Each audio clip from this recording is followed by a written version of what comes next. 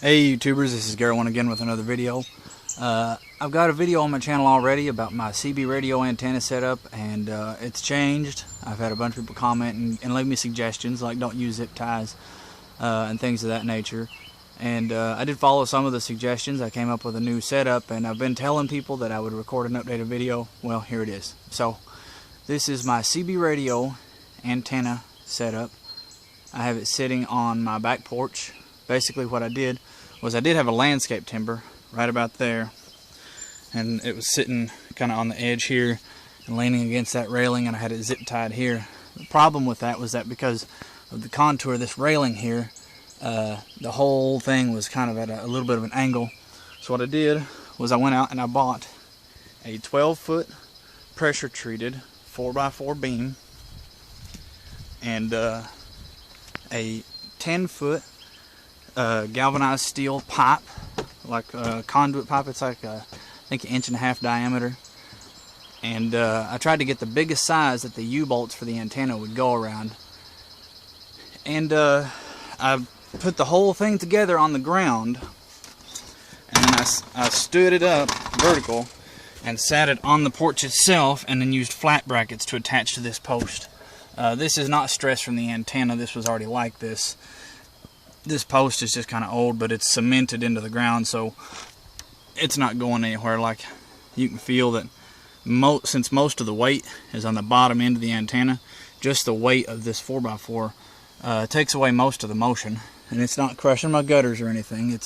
Sometimes it contacts them a little bit, but doesn't cause any damage. But basically all I did was I gave a 2-foot overlap for the 10-foot pipe and the 12-foot 4x4 to prevent leverage from wind from causing the whole thing to bend or topple over and fall off. I put a U-bracket over the steel pipe as high as I could, right on the end of the 4x4, and then I put one right at the bottom, and then I took the same 2x4 section that I had on the other one and screwed underneath that steel pipe to stop it from sliding down through the U-brackets once it got some weight on it. I have a piece of muffler strap, you can kind of see it here, holding the grounding cable to the steel pipe itself, which in turn is directly contacting the grounding plane of the antenna. The grounding cable itself is just a heavy-duty outdoor extension cord. I cut either end off, spliced all 3 of the wires together, and one end is up there on that, and the other end is on the grounding rod, also attached using muffler strap right here.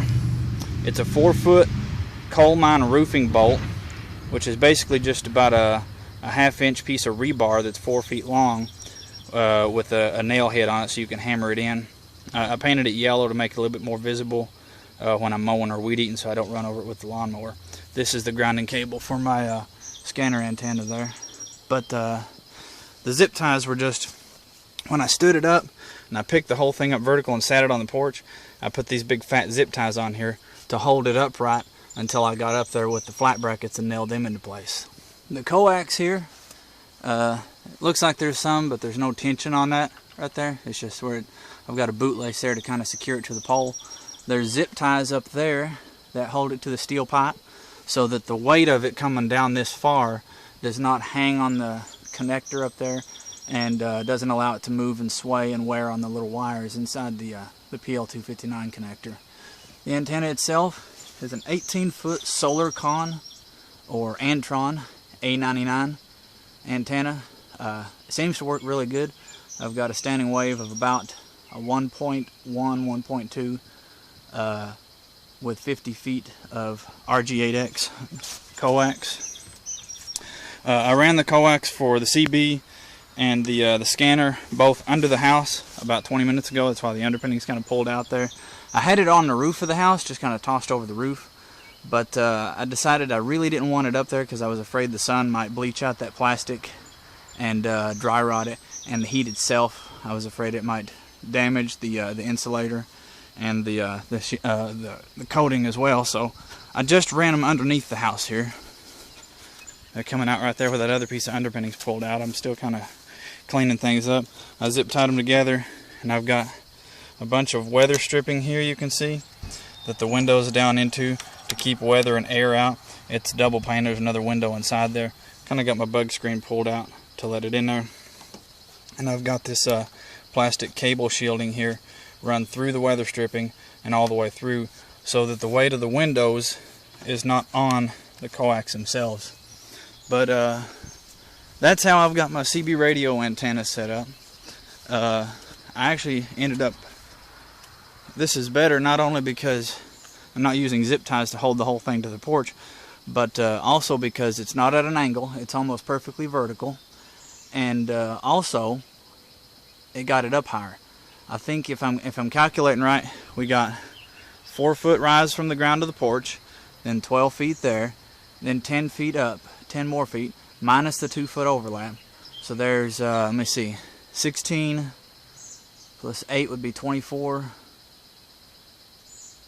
plus 18 more feet would be 42. Yeah, minus 1 foot for the overlap of the steel pipe and the antenna on the grounding plane there. So the very tip top of the antenna should be roughly 41 feet in the air. Works pretty good.